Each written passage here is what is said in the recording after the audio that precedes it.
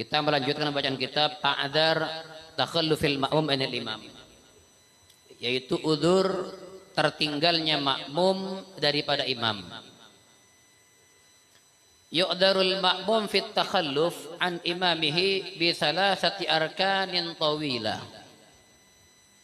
Seorang makmum itu diberi udzur, dibolehkan oleh syariat dan dimaafkan oleh syariat jika tertinggal daripada imam dengan 3 rukun yang panjang. Dalam sholat itu Pak, ulama membagi beberapa pembagian. Ada rukun qasir, ada rukun tawil, ada rukun yang pendek, ada rukun yang panjang. Apa saja rukun pendek? Rukun pendek yaitu ketika orang iktidal dan atau duduk di antara 2 sujud. Iktidal atau duduk di antara 2 sujud itu rukun qasir, rukun yang pendek, artinya tidak boleh lama. Bahkan dalam satu kitab disebutkan pendapat ulama, jika lebih daripada ukuran orang membaca Al-Fatihah maka sholatnya batal. Iktidal setengah jam ya batal sholatnya. Misal itu rukun pendek, nggak boleh lama. Iktidal ya, dari ruku ke iktidal ya, itu namanya ketika berdiri dari ruku itu iktidal. Nah, itu tidak boleh lama. Itu rukun qasir. Atau duduk di antara 2 sujud, nggak bolehlah lama. Selain ini namanya rukun tawil. Ruku itu rukun tawil, boleh lama. Ruku setengah jam boleh, sujud 1 jam boleh, tapi jangan jadi imam ya, biar gak digebukin sama makmum. Kalau kepengen panjang-panjang nanti sholat di rumah, pahamlah. Pian kalau jadi imam, wah, mau dibilang ahli ibadah sujud 3 menit misalnya, kasihan. Siapa tahu makmumnya sakit kepala, wah, darahnya ke kepala semua, hati-hati ya, pian bisa disantet sampai rumah nanti itu ya. Makanya kalau kepengen panjang sholat Anda, kepengen lama, jangan jadi imam. Saya katakan lagi, yang kepengen sholatnya panjang atau lama jangan jadi imam. Nabi itu Pak sholatnya paling sempurna, sholatnya paling lama, tapi kalau berjamaah Nabi nggak pernah panjang-panjang ya. Wal asri yang dibaca Nabi ya, wad duha, idza jaa, al-ikhlas, itu yang dibaca. Kalau mau baca surat yang panjang mending surat sendiri aja, kasihan makmum. Cuma seandainya lama atau setuju, sepakat nih, sepakat Habib, ayo kita lama sujudnya, semua makmum laki perempuan sepakat dan setuju, maka silahkan. Coba kan yang hadir belum tentu sepakat, apalagi yang datang ini, jamaah ini bukan semua orang lojanan, pahamlah, bukan semua orang lojanan. Kadang ada orang luar yang datang ke masjid, makanya perlu sebagai imam harus lihat kondisi makmum.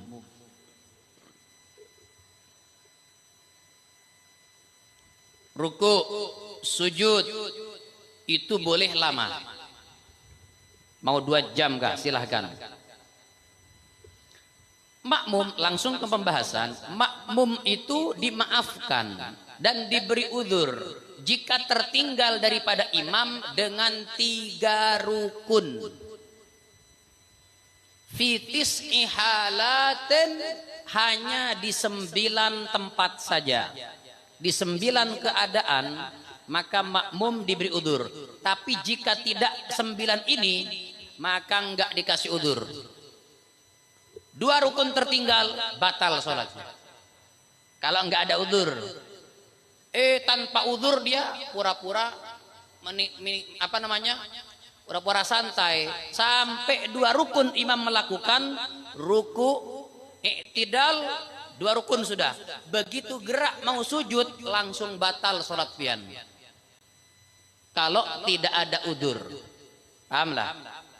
Tapi kalau memiliki 9 keadaan ini, salah satu daripada 9 keadaan, maka 3 udur, 3 rukun boleh.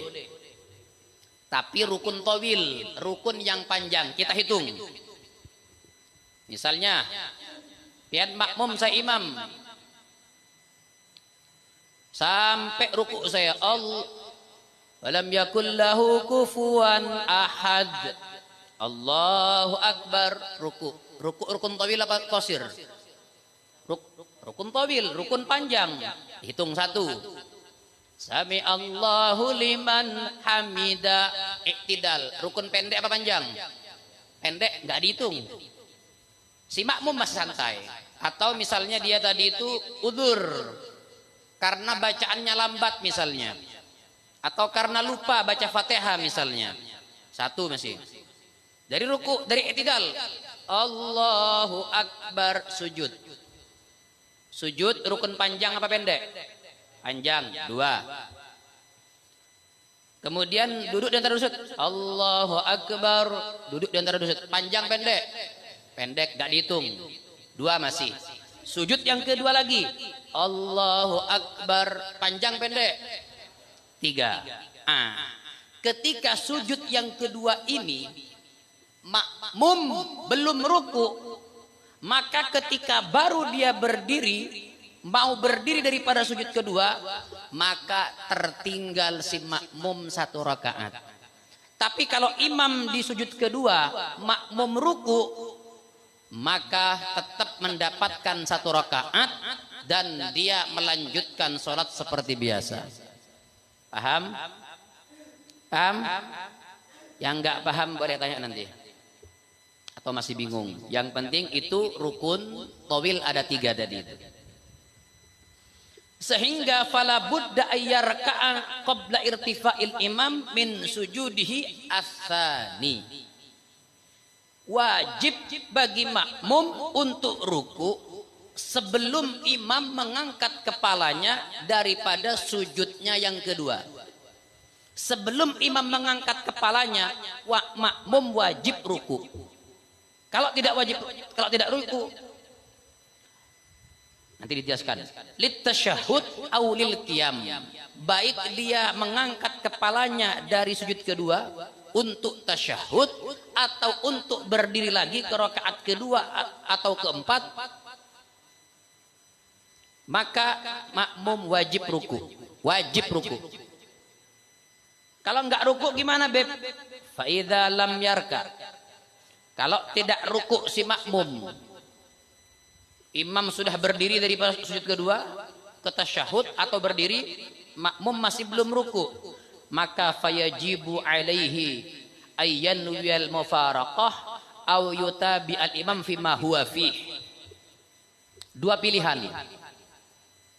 Kalau ternyata dari sujud kedua imam mau berdiri lagi ke rakaat kedua, makmum belum ruku, maka wajib 2 perkara. Salah satu 2 perkara harus dilaksanakan. Pertama, niat pisah dari imam. Artinya sholat sendiri, niat mufaraqah. Yang kedua, ngikuti imam dengan keadaannya imam. Berarti ngikuti imam di rakaat kedua sedangkan dia ketinggalan 1 rakaat. Jadi milih salah satu ini, niat pisah atau ngikuti imam dari awal lagi, tapi tertinggal 1 rakaat, habis salam wajib nambah. Pahamlah? Wa tafutuhu rak'ah, dan dia tertinggal 1 rakaat. Wa ya'ti biha ba'da salamil imam, dan dia melakukan 1 rakaat tadi setelah imam salam. Imam salam baru dia berdiri lagi, menambah rakaat. Fa idza lam yanwil mufaraqah wa lam yutabi'hu batalat salatuhu. Jika maksa makmumnya, maksa tidak niat mufaraqah dan tidak ngikuti imam, Ya, udah tahu imamnya berdiri daripada sujud kedua, maksa ruku dia, ruku iktidal, maka kata ulama batalat salatuhu, batal salatnya. Sampai sini paham?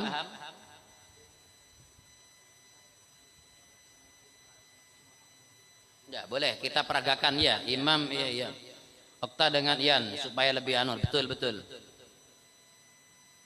Misalnya Okta jadi imam. Ya, Ian jadi makmum sini. Menghadap sana aja enggak masalah, enggak salat kok. Misalnya ya. Misal rukun tawil. Sekarang Ian bacaan misalnya Fatihahnya lambat. Fatihah lambat. Imam sampai ruku. 1. Iktidal belum. Sujud 2. Duduk di antara dua sujud 3. 2. 3. Berdiri daripada ini, si Ian belum ruku, jangan dulu. Berdiri. Mau ke rakaat kedua. Masih Okta ini sudah rakaat kedua, si Ian belum ruku, maka saat itu tertinggal 1 rakaat, dia memilih 2 perkara. Apa milih 2 perkara? Niat pisah dari imam Ian, atau niat mengikuti imam tapi tertinggal 1 rakaat, salam setelah imam. Saya paham.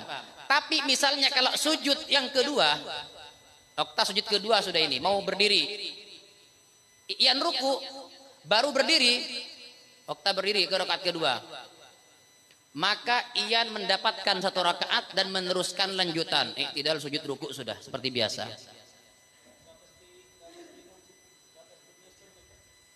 Tidak mesti, tidak harus, tidak nyusul. Dapat ruku, sujud kedua masih dapat ruku, maka si makmum melanjutkan seperti biasa. Yang tertinggal ya ruku, iktidal, sujud pertama, duduk di antara 2 sujud, sujud kedua sampai ikut berdiri kepada imam. Itu. Bisa dipaham ya? Bisa ngerti?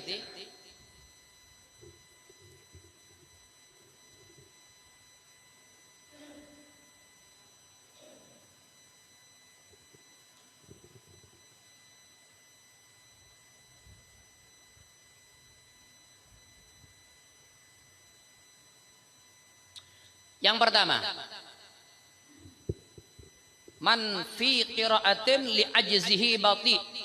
Idza kana al-ma'mum bati al-qira'ah li ajzin khalqi.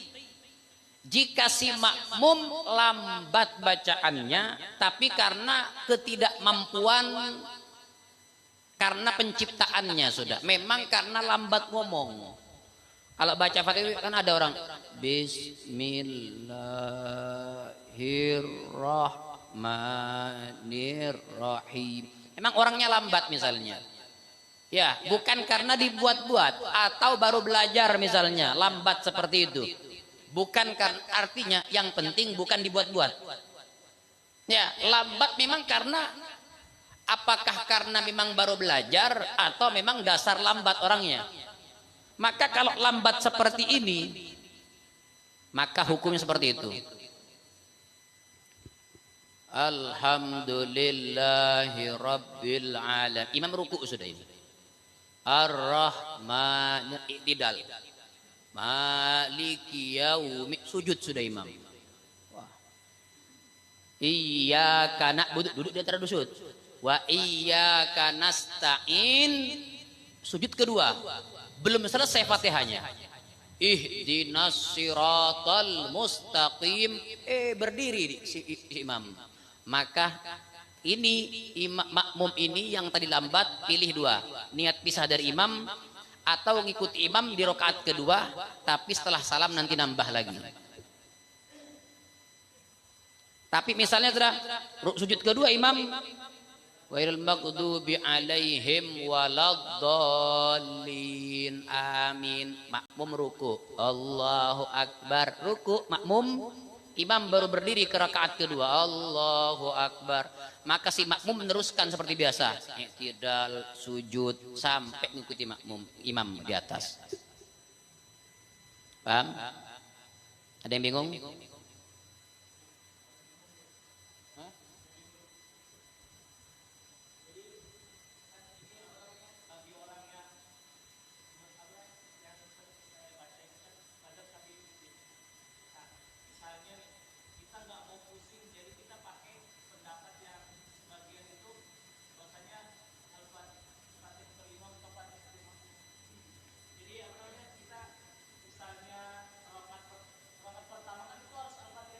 Ya.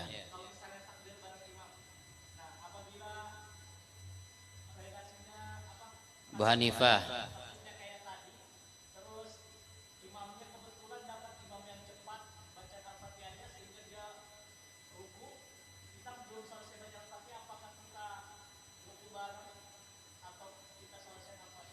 Oh, nanti kita bahas itu ya. Ini misalnya pas sholat mau ngikuti madhab lain misalnya. Nanti kita bahas itu. Nanti kita ini dari awal sudah Syafi'i, tengah-tengah surat mau pindah madhab. Karena madhab yang lain tidak wajib bagi baca Fatihah bagi makmum.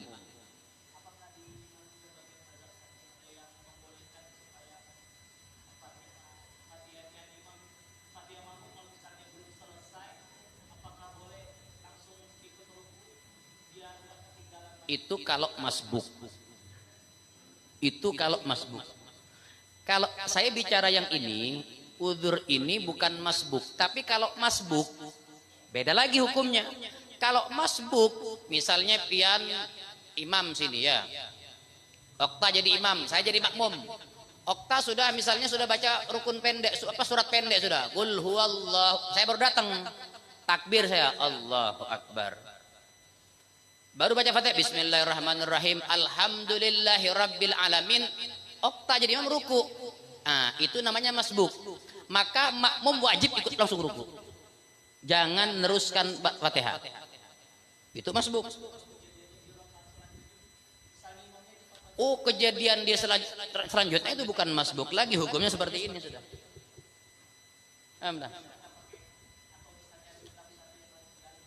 Gak ada, gak kecuali madhab lain aja. Ya, madhab lain aja. Kalau masbuk beda lagi. Kalau masbuk itu misalnya pian telat. Masbuk itu apa sih? Orang yang datang takbir dan tidak mencukupi baca Fatihah. Kalau saya baca Fatihah pasti telat. Itu orang masbuk. Datang imam ruku baru baca Fatihah. Maka orang masbuk ini yang baru datang takbir saya, baru Allahu Akbar, Bismillahirrahmanirrahim, Alhamdulillahirabbil alamin, Arrahmanirrahim, Maliki yaumiddin. Makmum, imam ruku sudah. Maka kalau masbuk seperti ini kan tidak cukup Fatihahnya. Kalau diteruskan bisa imam tidak nanti. Maka Maliki yaumiddin, berhenti baca Fatihah, langsung ikut ruku bersama imam. Kalau pian tidak ikut ruku bersama imam, maka jika imam iktidal, maka pian yang masbuk tertinggal 1 rakaat. Ini hukum masbuk. Kalau yang saya bahas bukan masbuk, tapi udzur bagi orang yang tertinggal. Pahamlah? Kalau kasusnya di sholat di rakaat selanjutnya, maka hukum seperti ini, yang tertinggal ini. Kasusnya hukum makmum tertinggal dari imam seperti ini, beda dengan masbuk. Itu harus selesaikan Fatihah. Atau dari awal misalnya dia takbir, imam takbir, makmum langsung takbir, maka harus selesaikan Fatihahnya. Tapi kalau masbuk tidak wajib meneruskan Fatihahnya. Kenapa? Karena ulama mengatakan karena Fatihahnya makmum ditanggung oleh imam bagi yang masbuk. Bisa dipaham ya?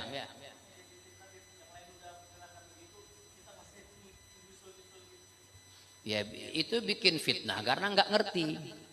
Iya. Seakan-akan jadi fitnah bagi yang nggak paham. Makanya saya katakan termasuk ya. Bahkan seandainya madhab yang lain dipraktekkan di masjid ini pasti dibilang sesat. Madhab Maliki. Madhab Maliki itu sebagian pendapat Maliki ada yang kunut.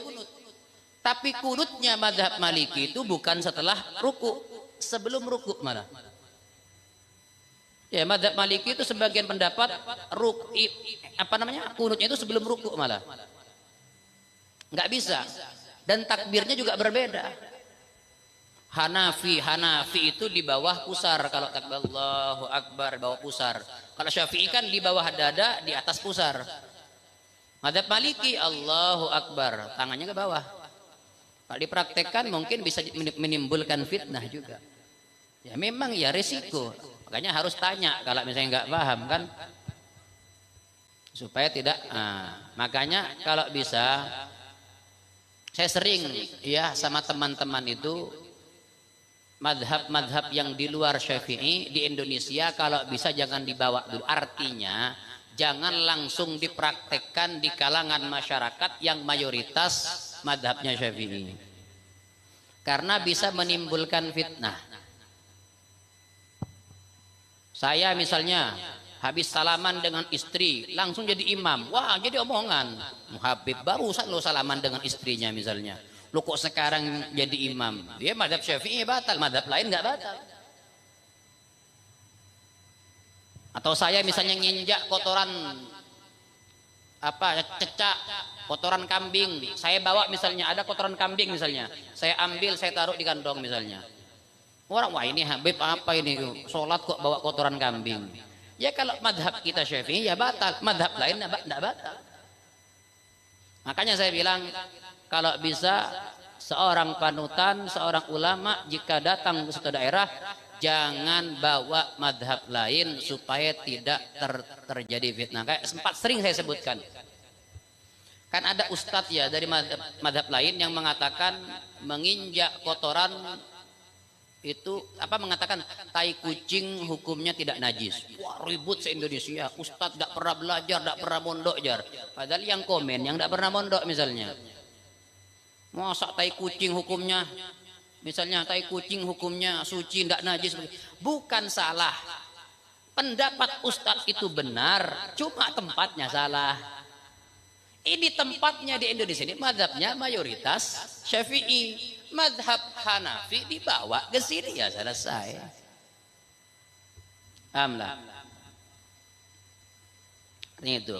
Makanya kita berusaha di Indonesia ini, saya mengajarkan daripada madhab Asy-Syafi'i, karena sudah dari datuk-datuk kita, orang tua kita memang sudah madhabnya Syafi'i, dan lebih-lebih para habaib madhabnya Syafi'i. Antum lihat para habaib rata-rata Syafi'i semuanya.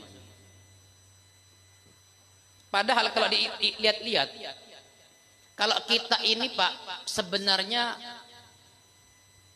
ya ada beberapa permasalahan enteng, seperti madhab Maliki masalah air.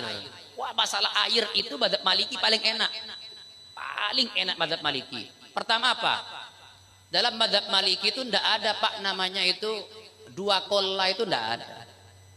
Orang kita kan ada harus dua kolla, ya ini dan itu. Maliki tidak ada.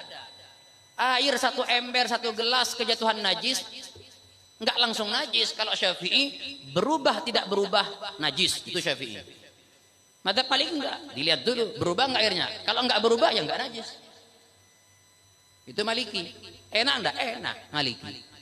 Makanya kata Imam Haddad mengatakan, laula salaf laqallatnal malik fil miyah. Kalau bukan karena salaf, maka aku akan taklid kepada pendapat Imam Malik dalam bab air. Karena paling enteng bab air ini. Enggak ada air mustakmal pada Malik ini. Syafi'i kan mustakmal ya ada. Oh ini air mustakmal, enggak boleh buat bersuci. Mustakmal. Maliki enggak ada mustakmal. Boleh suci semua air. Itu enak. Madzhab Maliki enteng. Nah, tapi kan kita harus punya etika ya dalam bermadhab. Berarti begitu. Ada orang mengatakan, Beb, saya nggak mau pakai madhab lain, nggak mau pakai Maliki, Syafi'i, Hanafi, Hambali, pakai langsung Nabi. Ente tahu Nabi dari mana? Ente sezaman dengan Nabi. Kok saya langsung ikuti Nabi? Loh, ya khair, ente ikuti Nabi. Kapan ente ketemu sama Nabi? Loh, saya dekat dari Ustadz. Ustadznya ente bermadhab, lo ente kok enggak? Enggak, Beb, saya ngambil hadisnya ente siapa? Saya ngambil Imam Bukhari. Imam Bukhari bermadhab. Misalnya, ngikut. Jadi kita enggak bisa ya, harus ada pendapat. Bahkan saya pernah ketemu dengan beberapa kaum Syiah, yang mana mereka meyakini ada madhab Ja'fari, Imam Ja'far As-Shadiq. Jadi Ahlul Bait itu, habaib itu sudah punya madhab sendiri. Itu madhab para Ahlul Bait, Imam Ja'far As-Shadiq. Saya katakan, kalau ada bukunya yang tertulis Ya, buku kitab yang tertulis madhabnya Ahlul Bait, mulai saat ini saya pindah madhab. Buktinya yang tertulis dan diakui ya Syafi'i ada kitabnya, Maliki, Muwatta ada kitabnya, dan lain sebagainya ada kitabnya semuanya. Kenapa yang lain kita tidak ngikuti? Karena ada yang tidak tertulis dan ada sebagian tidak diakui oleh ulama, itu saja. Kalau Syafi'i, Maliki, Hanafi, Hambali sudah diakui oleh para ulama, diakui sudah. Jadi paham? Jadi Anda mau ngikuti Nabi langsung itu tidak bisa. Saya langsung ikut Nabi Muhammad, tidak ikut madhab-madhaban. Ente tahu sholat dari mana? Saya mau tanya, tahu sholat dari mana? Baca Quran dari siapa?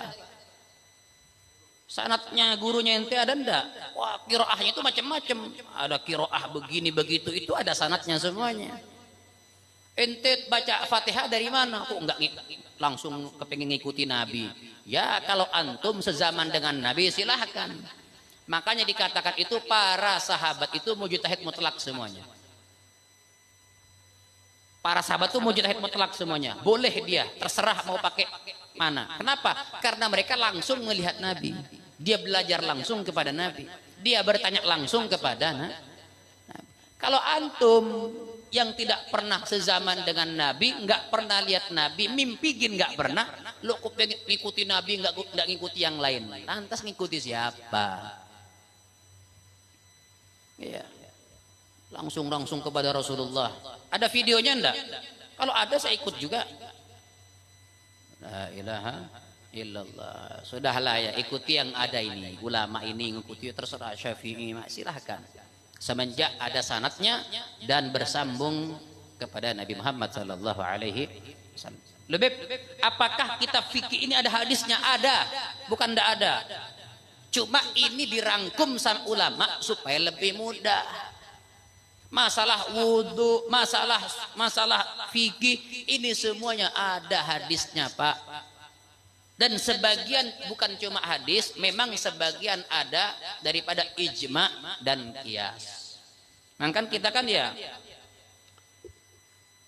yaitu kitab Al-Quran dan hadis, ijma dan qiyas itu dalam pendapat Ahlus Sunnah wal Jamaah. Bagi antum yang tidak mau pakai ijma qiyas, ya silahkan. Ya, ijma qiyas enggak. Cuma saya yakin semuanya pasti pakai ijma dan qiyas. Tidak ada yang tidak pakai ijma dan qiyas. Apalagi ijma ulama. Maka ijma itu hadisnya jelas.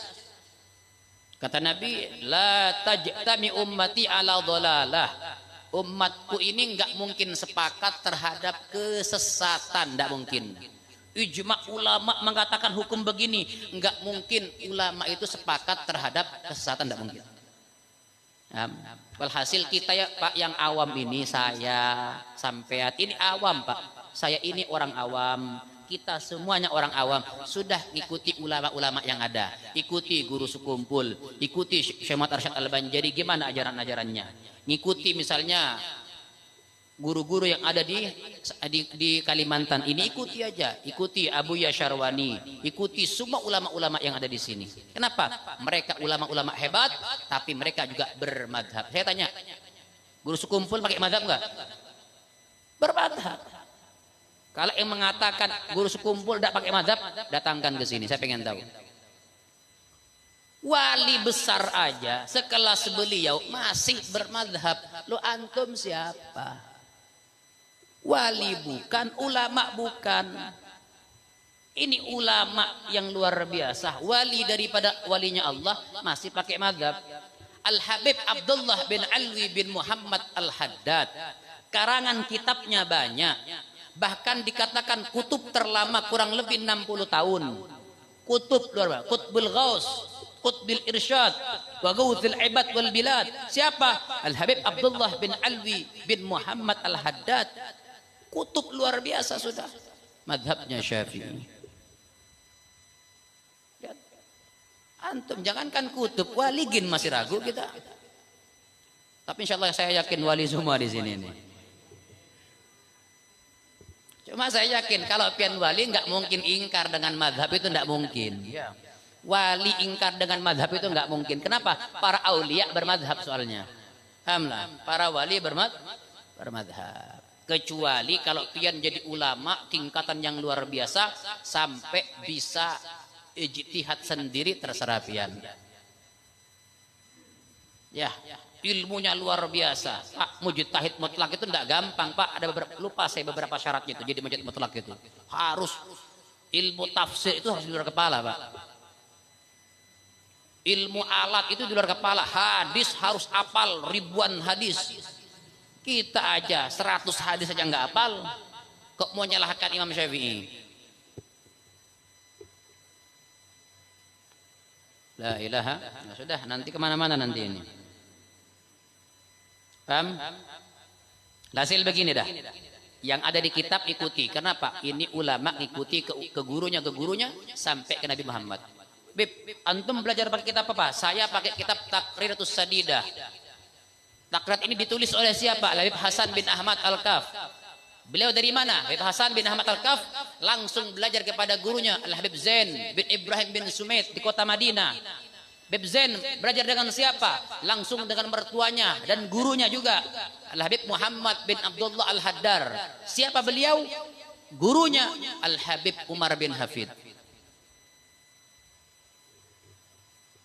Banyak sekali. Kalau kita sebut, sudahlah, kita ini Pak, anak Al-Fagir ini ngajarkan ini kitab karena kita bersanad. Al-Fagir ini Pak bisa mempertanggungjawabkan isi kitab ini. Kenapa? Karena Al-Fagir langsung belajar kepada penulis ini kitab. Bukan baca, langsung belajar kepada penulis kitab. Langsung belajar. Ini tulis ini. Siapa? Taklif Hasan bin Ahmad bin Muhammad bin Salim Al-Kaf. Saya pernah ketemu sama orangnya. Saya belajar langsung sama orangnya. Ketemu langsung, belajar langsung.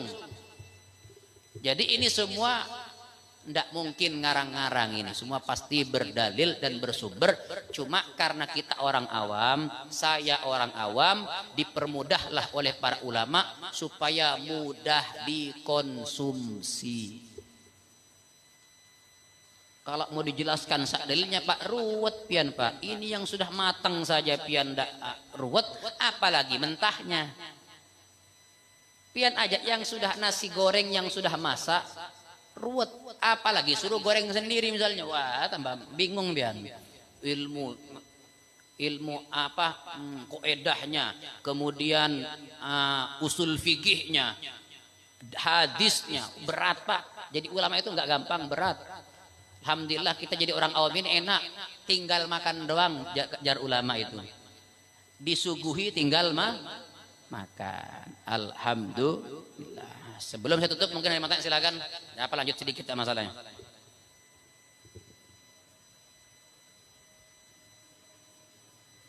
Ini baru satu saya bahas ini ya. Ada yang mau tanya? Ada yang kurang paham?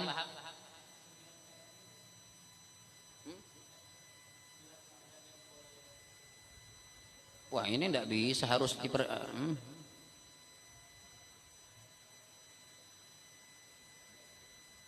karena pasti timbul pertanyaan nanti. Kalau saya jelaskan pasti timbul pertanyaan, nanti bingung kan?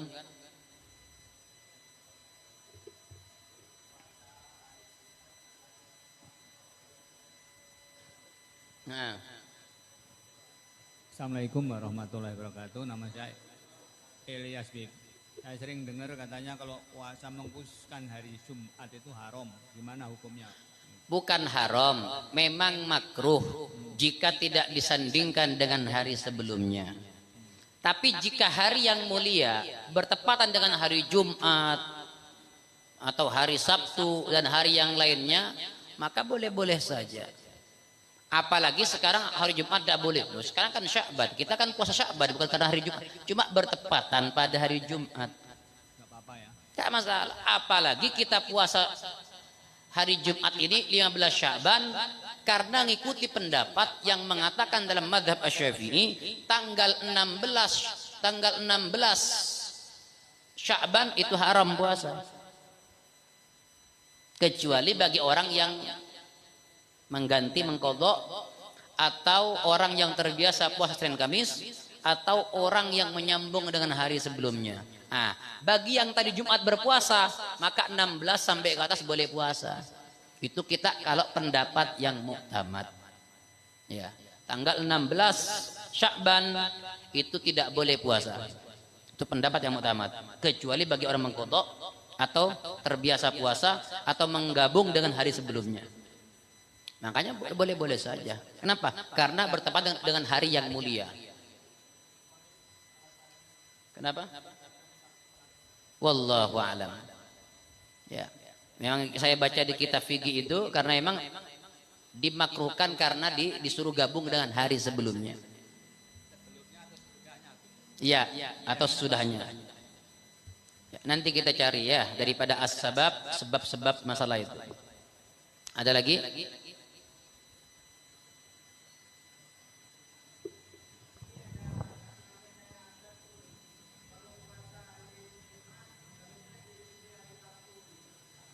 Ya tadi itu harus diikutkan.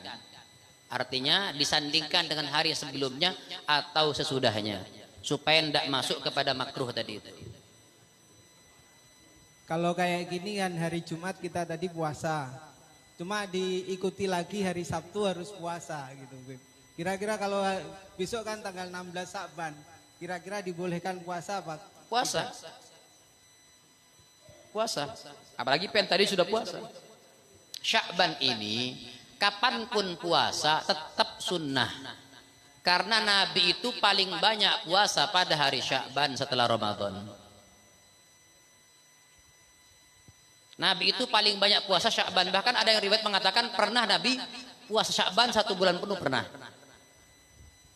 Jadi kita niatkan mau hari apapun niatkan puasa Sya'ban. Nggak masalah.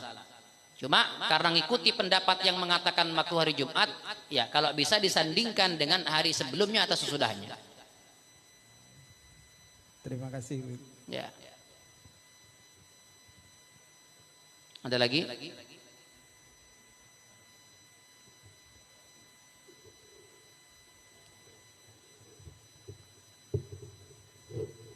Wallahu a'lam.